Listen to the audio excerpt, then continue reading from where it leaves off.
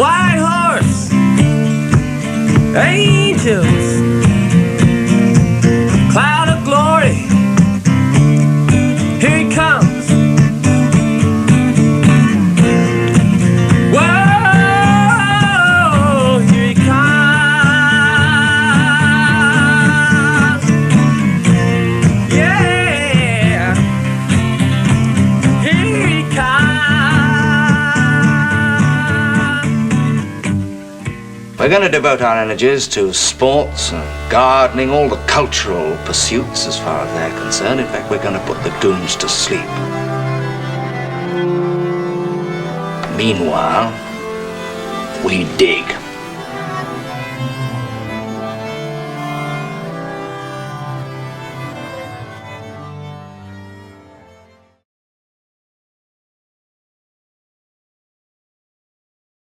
Greetings and welcome to the Anadromist. This is Byrne Power coming to you on a relatively mild summer day. It's probably around 27 degrees, about 80 degrees outside. That's pretty perfect summer weather, considering that last week we were heading towards 38, which in real terms is 100 degrees. 38 does not remind me of anything. 100 does. It says stay inside, don't get cooked. I'm not going to go on about my Celsius Fahrenheit issues here. I'm perfectly conversant in Celsius. It's just not for humans. It's for water. I'm not water. End. Well, we have a short one today, and this is just a thought that I had, and I could try to find a way to squeeze this into a larger topic, but it seems to me it just wants to be its own little video, telling its own little story, and get you to think about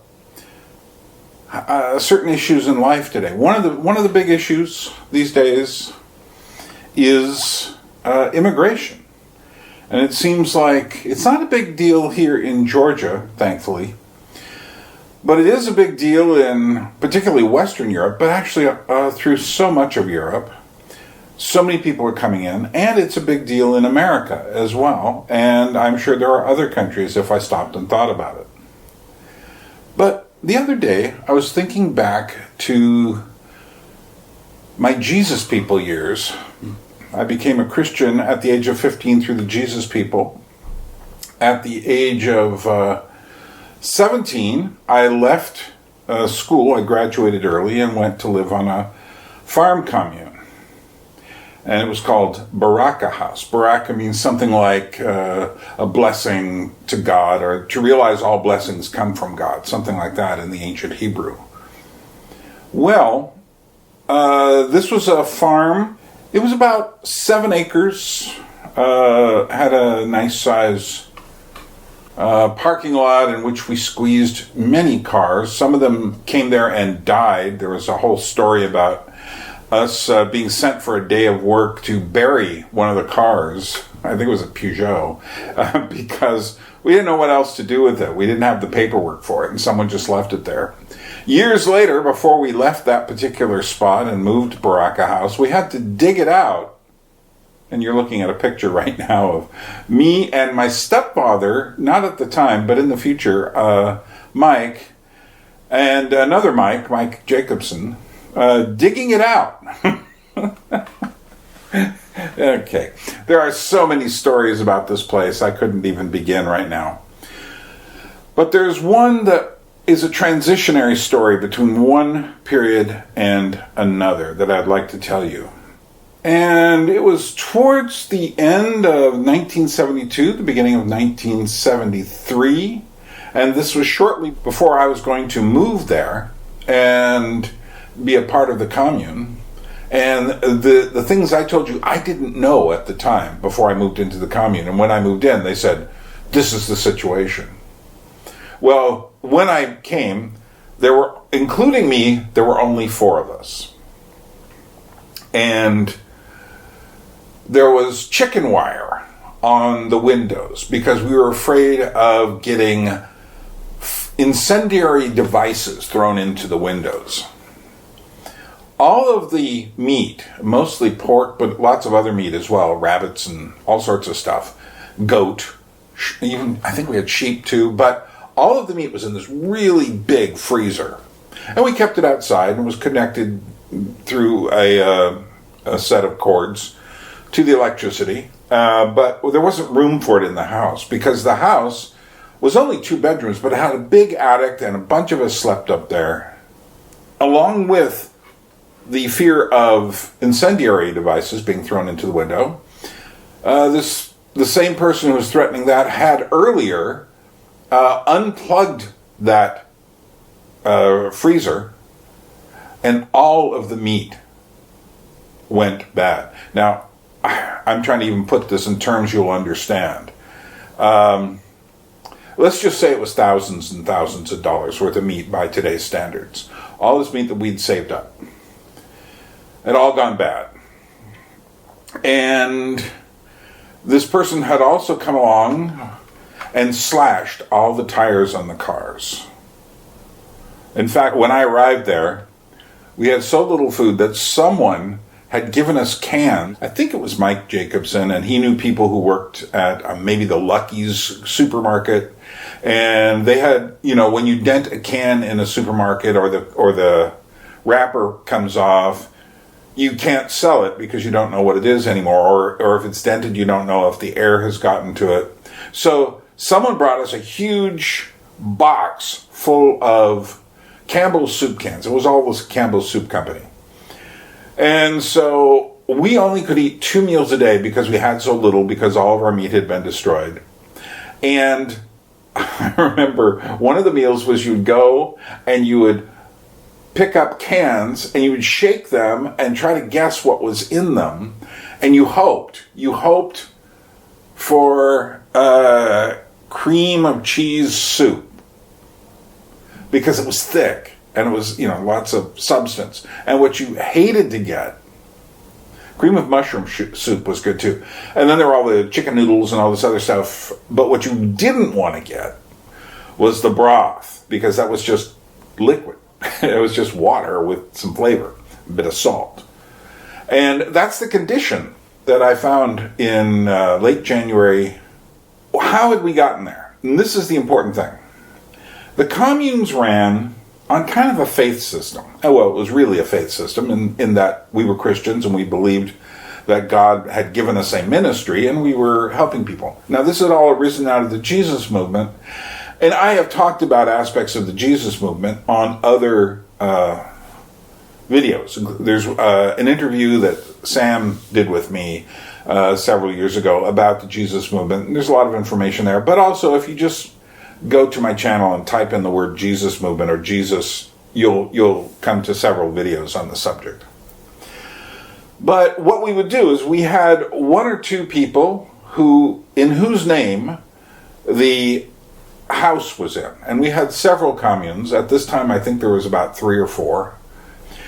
And Cliff was the person running the place. Place was in the name, I think it was either in the name of our ministry or in the name of Cliff. If you're watching this, you can tell me who had the actual deed to the property. Well, so what would happen is we would bring people on who, at this time in the San Francisco Bay Area, we were in Petaluma, California. It was 2316. I've never forgotten this address, Magnolia Avenue. Oh, some of us used to call it Mongolia because you felt like you were going way out to there. And there's weird stories of people walking down this road, and in fact, you're out in the country, and then to get from the road, Magnolia, down to the actual farm commune was another like quarter of a mile on dirt roads. And you could turn off and go to the wrong one and all of this other stuff. But what happened was we just take on people. Now, as a high school student in the summer of 1971, a very momentous time for me, I remember going there, and I think I counted about 26 people, if I remember correctly, at one point there. And keep in mind, there were 2 bedrooms, but there was a big upstairs where all sorts of people stayed. And then there was little huts. There were 2 little huts where people slept, so I think you could get another 4 in there. Then there was a barn, and there were people who slept like up above in the barn, not down with the cows and goats, but up in the top. And occasionally people would sleep out in the fields and all of this stuff. Now, we were not, some people will often say that Jesus people took drugs and believed in Christ. No, not us. No, and not anybody I ever met. We, in fact, were very much, everyone who's coming there had problems with drugs. Thank you, San Francisco. Thank you, hippies. And, I could just tell you endless stories of the people who came there and how they arrived and in what condition. I learned so much about what happened in San Francisco during that period because I was learning it directly from people who'd come to San Francisco because they had heard about it. They came a couple years late, maybe, whatever, and then come there and found out, whoa, this is not anything like peace and love. And believe me, by that time, by the early 70s, there was nothing like peace and love left, except in the most naive imaginations. But we would get people all the time who had been converted, or we met them hitchhiking on the road. They were hitchhiking, we picked them up. Or sometimes we were hitchhiking, and the person who picked us up would drive us all the way out there. And so you never knew who was going to be there. Just kind of crazy people and really interesting people. And like I say, if I was to give you a spectrum of the kind of people I met through the Christian communes, it would be pretty flabbergasting. So what happened was, during this period in the autumn of 1972, some people had been let into the place. Now, I don't know, maybe there was 10 people there at the time or more. I don't know the exact number. But there were people who came in, and like I say, you never knew. Now, there was one guy in particular named Red, and he was an ex-convict from San Quentin. Now, this ought to send off alarm bells if you know anything about San Quentin, California, and ex-convicts, because San Quentin is not a lightweight institution. It's the heavyweight. It's the state. It's the big state penitentiary. It is not the federal, which I think is up in, Folsom Prison. And there are other prisons as well, but everyone called it the Q. And I have a lot of stories about. I visited it a couple of times, not into the prison itself, but into the grounds. But we'd had another guy. I think his name was Mike, and he was also a prisoner. But this guy was very humble. And I remember this guy.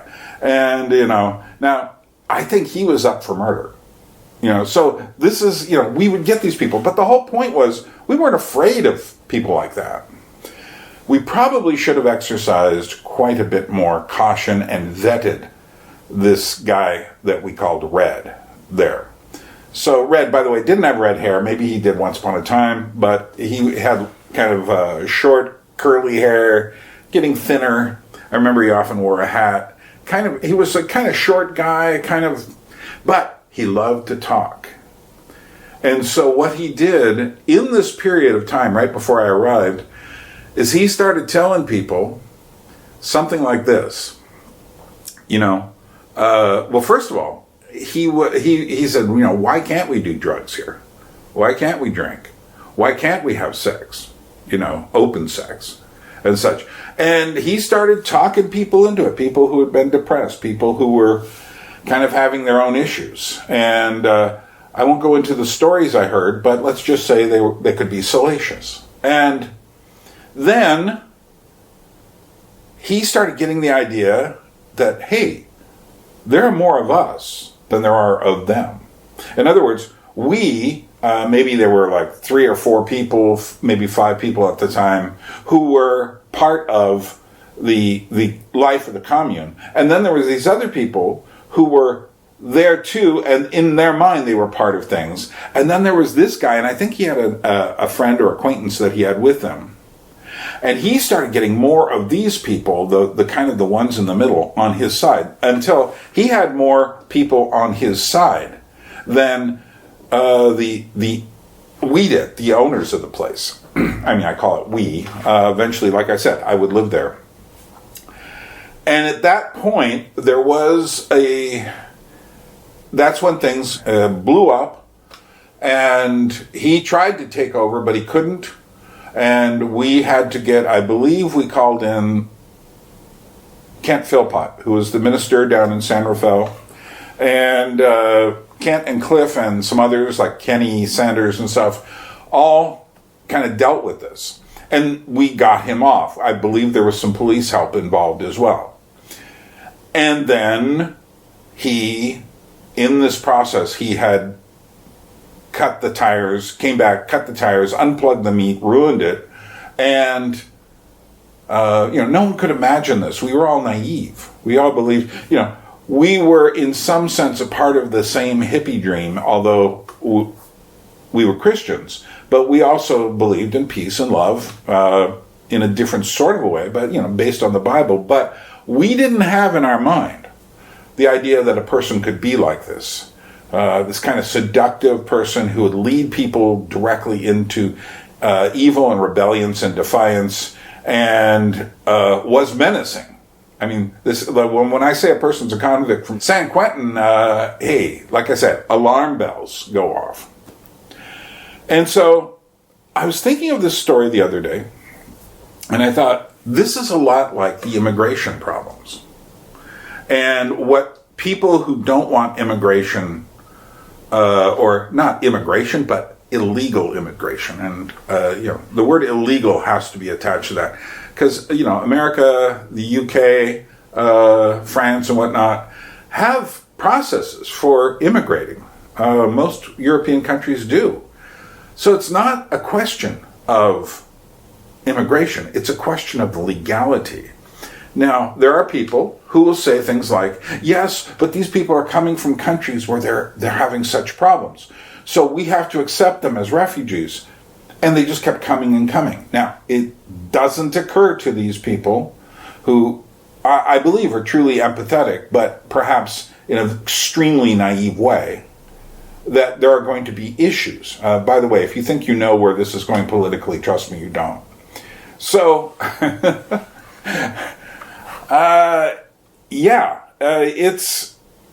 it's the kind of thing, so that what happens when a country or a place or a home gets more people in it than they can handle, and then those people decide they want to make new rules.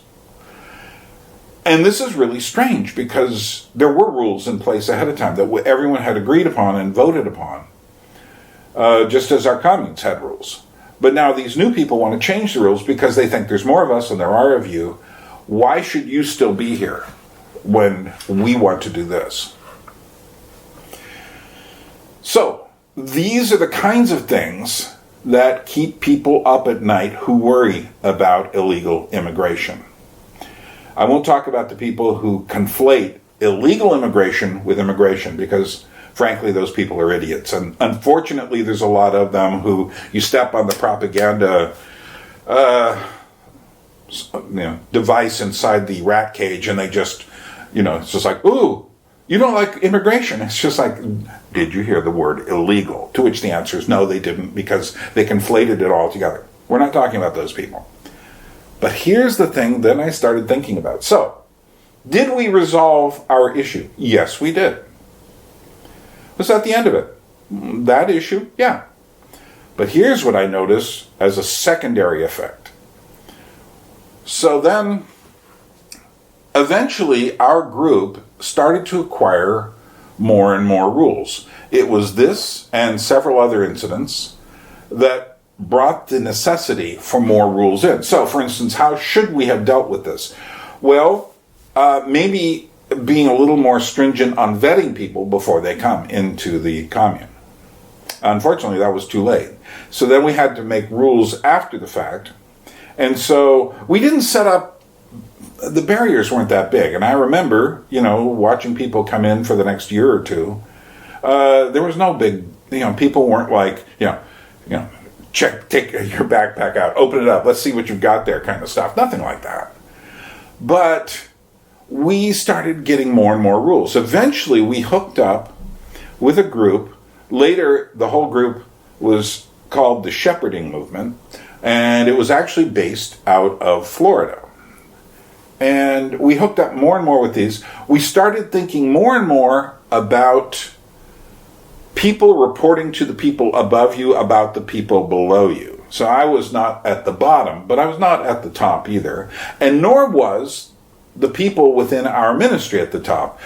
You just kept reporting and reporting and reporting. It was a very strange, it started to take on some very cult-like aspects. Now, I'm not going to go into all the details on that. Again, I described a lot of this with Sam in our discussion about the Jesus people. But that is the problem. So we solved one problem and then created another. And I'm not trying to make a political point here. That is to say that we are, I'm not trying to apply this to America or anywhere in Europe or anywhere else. But what I'm saying is that things get complicated. And if you solve one problem, you've always got another. As Francis Schaeffer once said, remember, it's not just the dragon in front of you that you're facing. It's also the dragon behind you. So many people have been facing this dragon in front of them, which is this woke mob, cancel culture. You change the way you think. You have to do this. We're going towards a perfect utopian world in which all of these things are open, that we forget. And I was reminded of this yesterday. I have a secondary kind of mirror site on this place called Odyssey. And on Odyssey, they're a lot less stringent than YouTube about who they allow on there and what they're allowed to say. And so I put up a movie review, and I'm getting people saying, like, it's all the Jews' fault. I'm sitting there going, like, okay, right, you guys, you're back there. You're the people who, what's interesting is that this group is saying democracy is ruined. The only way for us to go forward is this utopian vision of equality and equity, more equity than equality. Everyone ought to just choose who they are. But this group back here is also saying, and because of these people, democracy is ruined. And in fact, you can't trust anything in history because it's all been corrupted by the state and by our... So they're saying the same thing. They're both saying that. But we forget one when we look at the other. And I would just like to say, what I've learned, and I think the point of this little video is, naivete doesn't help anyone. And if you think you might be naive, you probably are. And so you need to get opened to what reality is. For instance, if you think that there isn't evil in the world, you got a problem, because there is. And there are people more evil than you. But if you also think that everything is evil, you have a problem too. So this idea that democracy no longer works, so we need something else, is to me just as spurious as anyone who says this stuff over here. And the point is not to be in the center exactly. The point is to simply use your intelligence. And, right now, I think issues related to AI are becoming more important. But that doesn't mean we destroy all technology. But what does it mean? The point is this: we don't know, but we ought to remain open. And I'll have more to say on those subjects later. So thanks for listening. Remember, I have a new Patreon page. I need you to join. If you watch these videos and realize that you can't contribute because YouTube won't allow you to, and that's good because you're probably not getting so many advertisements thrown in. But if you want to keep this channel going, you need to go over to Patreon and join up. And, that is what you need to do. And I will talk more about what you get over there, but that's what I want to say. Subscribe here, though. That's free. And do whatever. It doesn't take much to go over there and get advanced videos and to get access to everything on all the channels, plus lots of audio stuff all at once. So, well, as we say here in Georgia, not the American one, droibit, which means temporarily. We will indeed meet again. A people without history is not redeemed from time. For history is a pattern of timeless moments.